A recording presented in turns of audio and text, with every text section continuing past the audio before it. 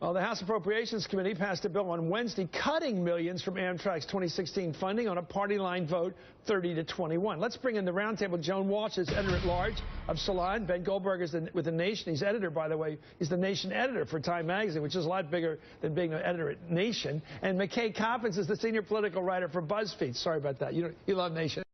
Okay, let's start with this thing.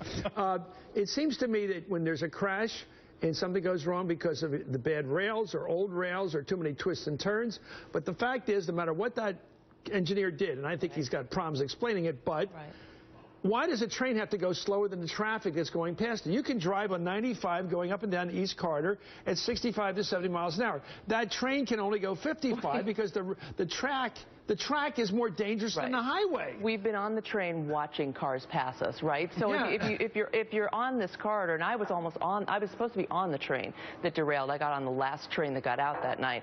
So for the speaker, I don't want to clutch my pearls over this. Has he been on that? Has he ever been on that train? That's a really good question. I don't want to clutch my pearls and say, oh, that language. But, I mean, come on, that language. He's talking not just to a reporter, but to the families of those 8 dead people. I mean, how do you say that that's a stupid question when you know that we do have braking technology that could have made a difference? Yeah, they have this thing called the PTC, which would have stopped a dead man switch, basically. Right, and it's I think there's a lot to find out here. But let me ask you, I want to ask you this thing. You know, I think rail is the great answer for the East Coast. Anybody who thinks we need more cars on the highway, or anything who thinks we need more airplanes flying back and forth from D.C. to LaGuardia is crazy. It's too crowded up there, too crowded on the ground. Whereas trains, run a few extra trains, it doesn't cause any more problems, and it should be the safest means of transportation. Why isn't it? Well, it is in Europe, in Germany, in France. They go 300 miles an hour there. You don't know you're moving. I was just in China. It's unbelievable. Why can't we do it? Well, the Chinese spend something like $128 billion a year on their rail system. We spend under $2 billion. But the public actually agrees with you.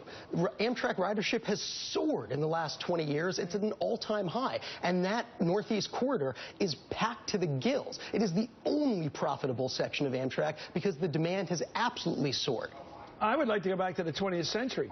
I mean, the train. I'd like to be able to go to Chicago in a reasonable ride. It'd be a great ride to go to Chicago. It would unite this country. It wouldn't be flyover country. It'd be one country again. Rail could bring us together. Culturally, it would be the greatest thing. St. Louis would boom. Cincinnati, all those train stops, all those railheads would be back in business big time if we were united by rail instead of flyover, looking down on the people, the everyday people. Well, I think what you hear...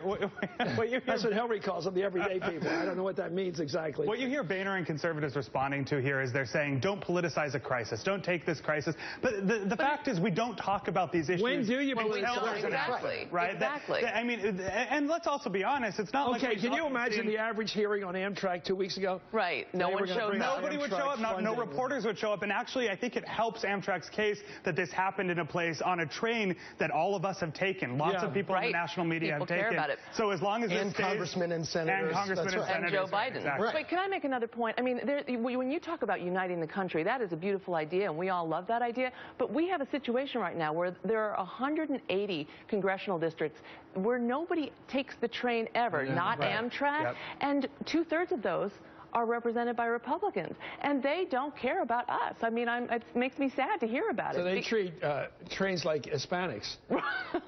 We don't have enough in our district to worry about. So exactly. So we don't care about immigration reform. We don't care about trains. Train rides are I used to say that Ted Kennedy could beat Jimmy Carter anywhere on the Amtrak route because it is more liberal. Anyway, thank you. Why do I think of these things? The roundtable's staying with us. Up next, Jeb Bush tried to escape from his brother. Maybe this is the great escape of all times. If he gets away from that war, he may be in business. If he doesn't, he's cooked. We'll be right back to talk about Jeb's brother and his war.